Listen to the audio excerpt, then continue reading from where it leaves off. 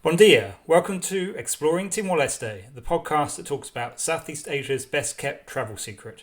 I'm your host Jonty, and I'll share first-hand insights, expert interviews and practical travel tips. Whether you're a traveller, a culture lover or just curious about places rarely covered in the mainstream, you're in the right place. Let's explore Timor-Leste.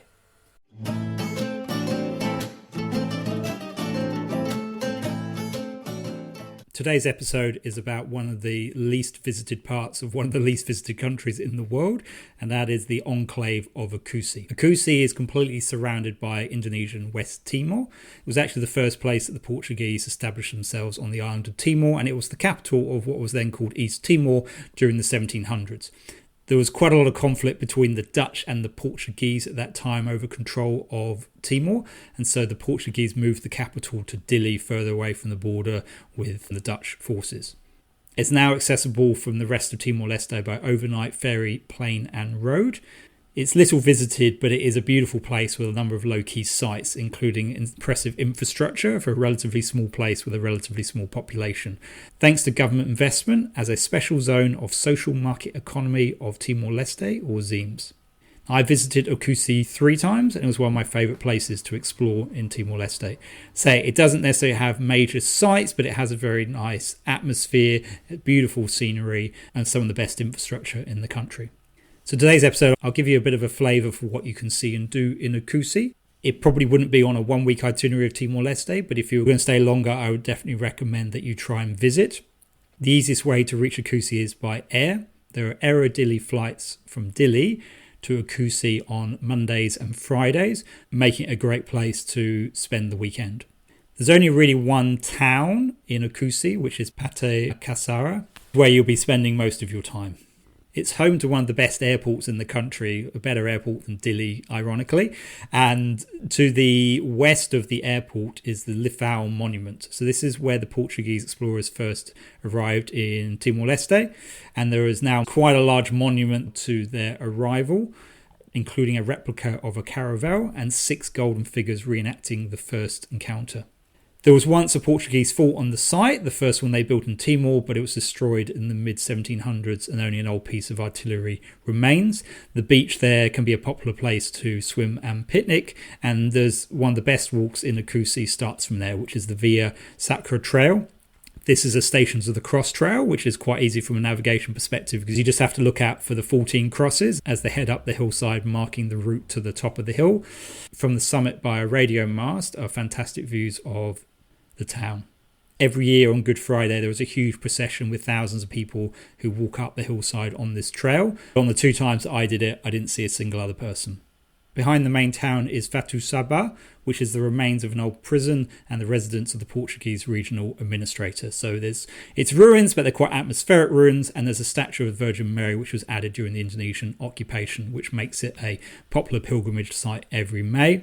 There are a few views of the town, but less than you'd expect for the effort to get up the hill. There are much better views from the Via Sacra Trail, but it's definitely worth a wander to the top, allow 20 or 30 minutes to walk to the summit. In the town itself, there's some beautiful gardens around the Dominican Missionary Sisters Women's College, and they also have accommodation on site, and there's a small cafe with lots of shade and water features, and it's a nice relaxing place to avoid the sun. Heading onto the waterfront, there are a number of memorials, the most recent of which is the Korean Memorial. So during the unrest in Timor-Leste back in 2003, there were a number of peacekeepers from various countries, and there were 5 UN peacekeepers from Korea who died on 6th of March 2003 when their vehicle was swept away while crossing a flooded river. And this memorial was in the shady and peaceful Korean Evergreen Forest Memorial Park. There are a number of other sites along the waterfront, which at any time of day is quiet. That's one of the main things about Oé-Cusse I found. It is a very quiet and peaceful place in comparison with many parts of Timor-Leste. The main church is the Church of St. Antonio by the waterfront. During Easter, there's a big procession which follows a life-size statue of Jesus' body, which is carried on a special platform from the church. The second most important religious site is the Chapel of St. Anthony of Nispino, which is a couple of streets back from the waterfront, and there they celebrate the saint every year on the 13th of June. Oé-Cusse has some good markets, which are busiest on Saturday. It's quite labyrinth-like to explore, and it's also home to the bus terminal. To the west of town is the Ponte Nofifan, which is the largest bridge in the country, which wouldn't normally be a tourist site, but in Timor, there's not that many big pieces of infrastructure. So the 3-span green bridge is a bit of a landmark. You get the best views from the Via Sacra Trail. I'm not sure it's a tourist attraction, but it's certainly an important piece of infrastructure for Timor-Leste, as it provides access to about half of the Oé-Cusse region. During the wet season, the river is very dangerous to cross, so this bridge is a real lifeline for the communities living the other side of the river. Oé-Cusse is quite a spread out place for walking around with little shade, but there are frequent tom-toms, which are effectively electric tuk-tuks. These cost 50 cents per trip per person, and they basically operate as a shared taxi. So just let the driver where you want to know and they'll drop you off. Only takes maybe 15 minutes to get from one side of town to the other on tom-tom, but obviously a bit longer if you're on foot. There are a number of hikes in Oé-Cusse, although you will generally need a local guide because it's very easy to get lost.